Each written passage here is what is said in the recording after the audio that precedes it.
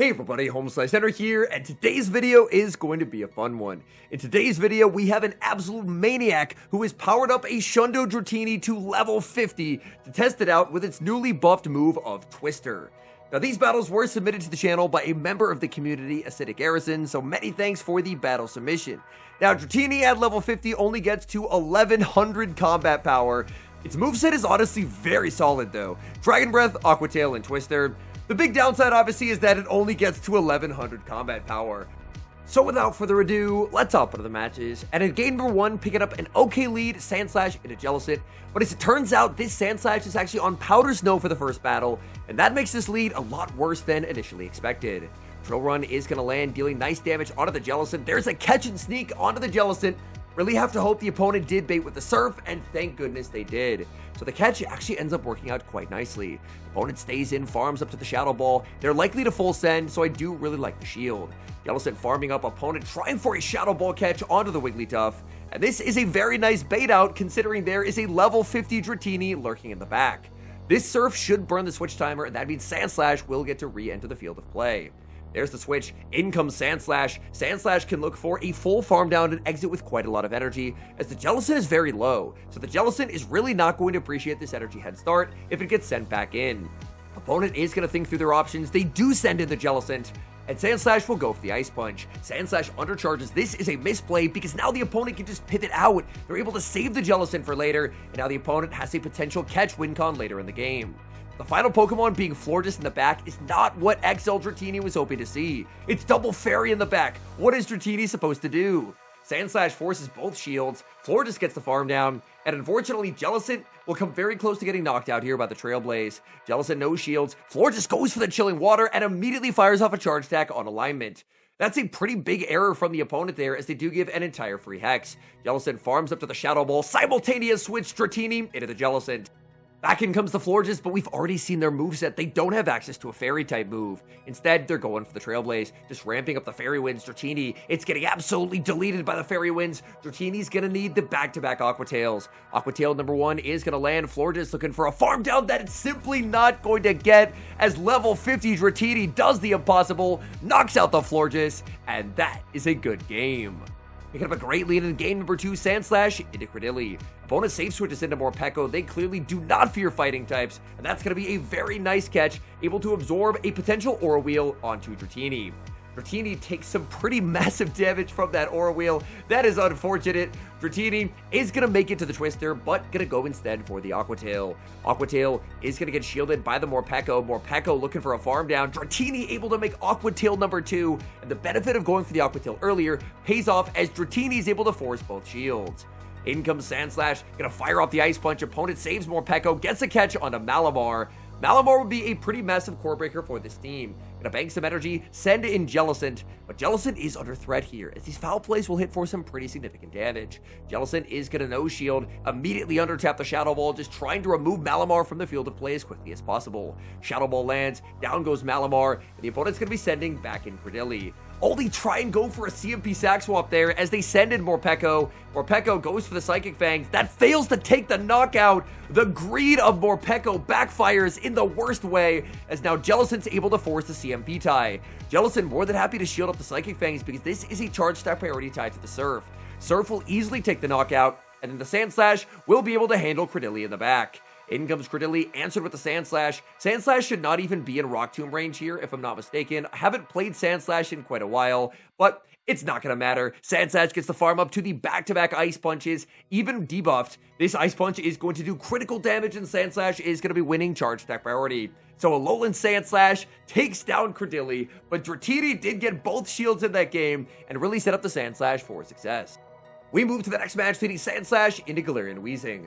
Opponent safe switches into Licky Licky, and it appears that the Shadow Alolan Sandslash is back on Powder Snow. I haven't been looking at the combat powers of the Alolan Sandslash. I do hope this trainer has 2 Alolan Sandslash, and that they're not frantically TMing back and forth between Shadow Claw and Powder Snow, as that would be a little bit unfortunate.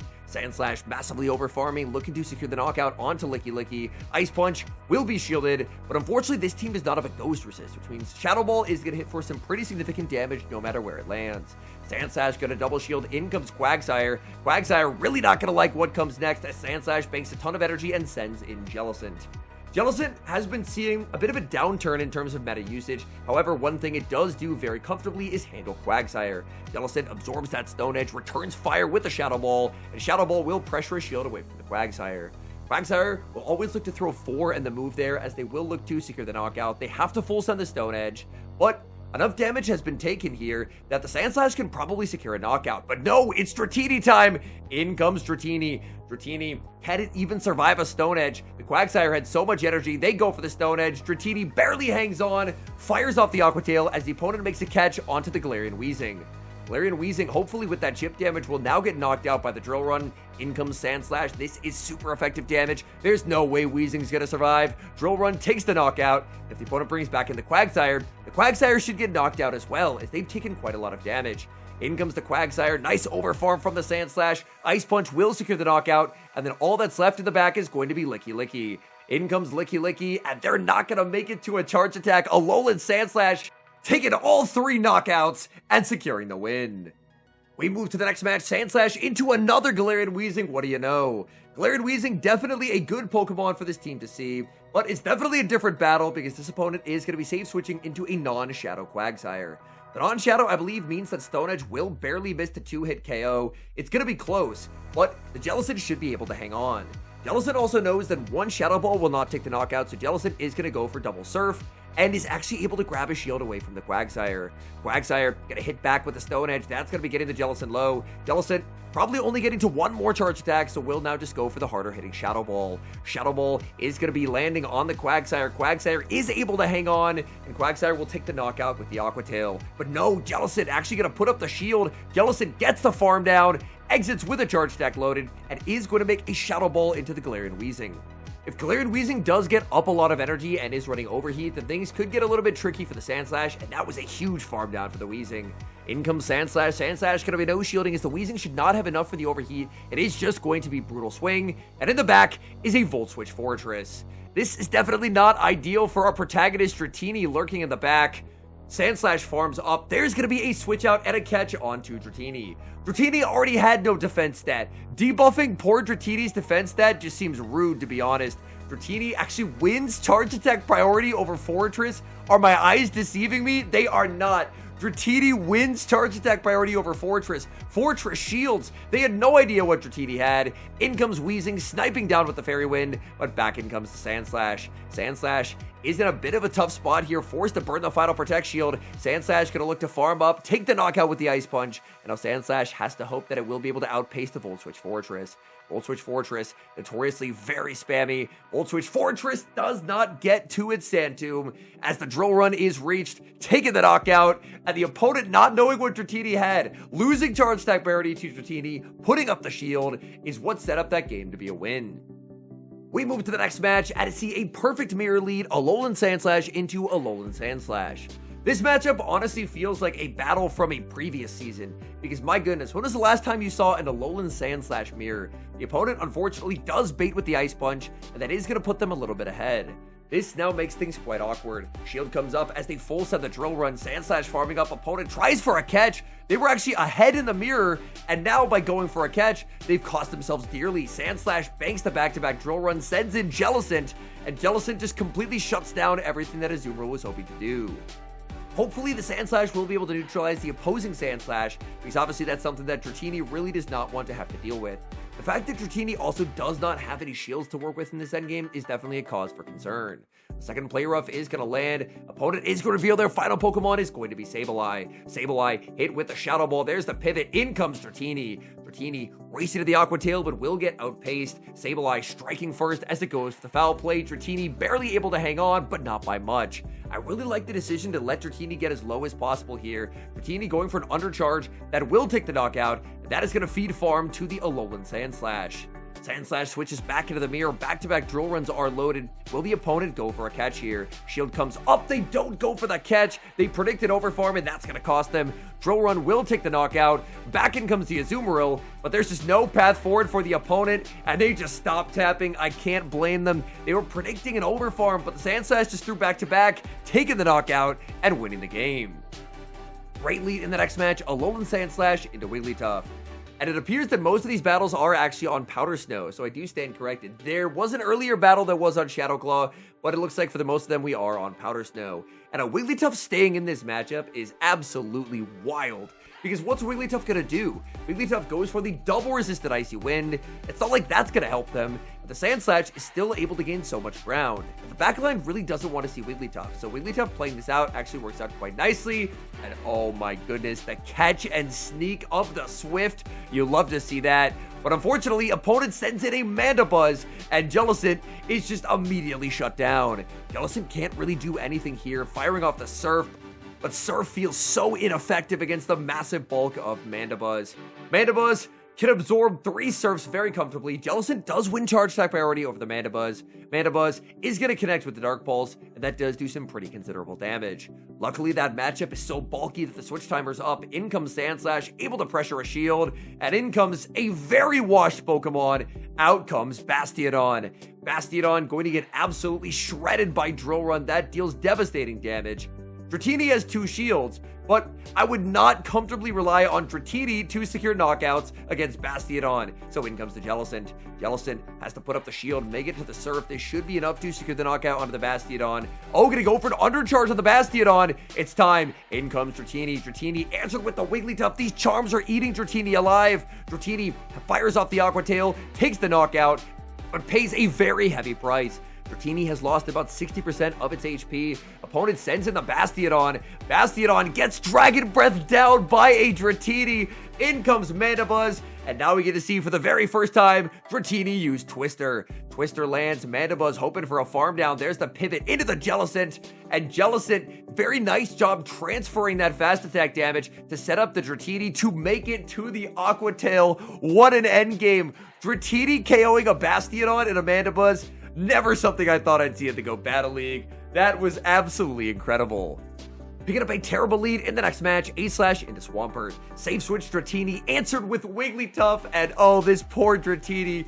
Dratini's gonna go for the saddest Aqua Tail the world's ever seen, as Wigglytuff gets farmed down. Sorry, Wigglytuff's actually the one farming down. I stand corrected, but my goodness. Wigglytuff, it really has to be my most disliked Pokemon of the season, I think.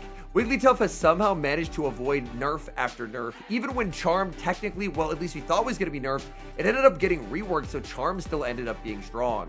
Swampert going to be answered with the Jellicent. Swampert staying on the field. They farm up a ton of energy as they're threatening a potential Earthquake. Shield comes up, just a Hydro Cannon, and it feels like that's definitely Swampert's safest play. Opponent actually catches a Surf onto Empoleon. Empoleon is a pretty terrible matchup into the Jellicent, but that catch is a really, really annoying one for the Jellicent, as Jellicent uses its energy very inefficiently. Shadow Ball will be shielded. Empoleon farms up a ton. Looks like does give some free energy over to this Jellicent. Definitely not ideal from the opponent. There's a pivot into the Sandslash, and Sandslash will snipe with the Drill Run. Drill Run into Empoleon is going to be shielded. Empoleon going to pivot out. In comes Swampert. Swampert fires off energy, but now it feels like energy management on the Jellicent could win this game. Sandslash is going to make the Ice Punch, taking the knockout on the Swampert, and Sandslash is not going to be able to be farmed down by the Empoleon. Empoleon's going to have to throw energy, and once they do, the Jellicent energy should be enough to win this game. So Empoleon takes the knockout with the Drill Peck, covering for a catch, but there is the Jellicent with the Shadow Ball loaded. Shadow Ball is going to be taking down Empoleon, and the game pauses, I assume because the opponent forced closed their app, but I can't blame them. They just lost to Dratini. Hopping to the final match, Alolan Sandslash leading into a Volt Switch Fortress, and this is a pretty awkward matchup, but I guess much less awkward if you catch the Sand Tube onto Dratini. Poor Dratini being used as a damage sponge game after game. Fortress stays in, and that's going to let Dratini make it to the Aqua Tail. Aqua Tail is going to land onto the Fortress. That's really not going to do much. I can't believe the Fortress has stayed in for this long, and they now send in a Azumarill. This is tragic. Dratini can't do anything here. Dratini desperately trying to stall the Switch Timer. Switch Timer will come up, and Dratini saves the Twister. The opponent got so greedy, they're staying in with the Fortress, and that ends up burning them as the desync of the timer allows Dratini to switch out and save a Twister. I really hope that Twister can take a knockout later in the game. That would be very, very funny. Shadow Ball lands onto Azumarill. It's going to be a charge attack priority tie. Azumarill is going to land a play rough, but Jellicent is able to hang on. In comes Fearow as the final Pokemon, and if Fearow is able to get a peck down, then that could make life pretty uncomfortable. Surf into the Fearow will be no shielded, but switch timer's up, and in comes Sandslash. The Powder Snows will apply a lot of pressure onto the Fearow. Fearow's going to full send the Drill Run, and if Fearow cannot get there, they get fully farmed down. Back in comes the Fortress. Fortress loaded on energy, no shield, Sand Tomb super effective, and that's going to hurt. Now these Volt Switches are doing extra damage as well. Sandslash just going to go for the Ice Punch as the Fortress is very low. But Fortress already has another Sand Tomb. Sandslash in a lot of trouble, forced to give up shield after shield. In comes Dratini trying to snipe with the Aqua Tail, but the opponent gets the catch onto Azumarill. That's definitely not ideal. Dratini able to make a second Aqua Tail, but again, this is still really not going to force anything from the Azumarill. In comes the Sandslash, but Sandslash actually gets the farm down. Back in comes the Fortress. Maybe there's a chance. Fortress going to be hit now with the Drill Run. Drill Run is going to be shielded, and there's another Drill Run locked and loaded. I did not think the Aqua Tails would set up a farm down for the Sandslash, but they do. And somehow, against all odds, that game ends in a victory. All in all, I'm a little bit at a loss for what I have witnessed today. We just watched a level 50 Dratini, 1136 combat power, knock out a Bastiodon, knock out a Mandabuzz, knock out a Florges. Now, it goes without saying, it's actively a Dratini. It's never a Pokemon that should be run if you care about your elo, because you're going to end up losing way more than you ever win. However, I really do admire trainers who say, you know what? I want to run something because it's fun. They hit veteran, they hit like a certain rank, and they're like, you know what? I'm just going to tank it, have some fun, and then I can climb back up running serious teams. Because, oh my goodness, I cannot imagine how I would feel if I queued up in the Go Battle League and I lost to a Dratini. I honestly wouldn't really have the words. That would be, that would be pretty hysterical. But many thanks to Acidic Aircid for sending in this footage. They reached out earlier in the season saying, hey, do you want Dratini battles? And at first I thought they were joking. And then they confirmed that they were very much serious and they were going to run a Dratini. And here they are. Dratini actually got wins. Dratini took a few knockouts. Wow. Many thanks for the battle submission because this was an absolute treat. Thank you so much for watching. If you enjoyed watching today's video, please do leave a like on the video and subscribe to the channel if you have not. And an extra special thank you as always to our channel members here on YouTube. The support you guys provide to the channel is so appreciated. So thank you guys oh so very much. And until next time, I've been HomeSliceHenry.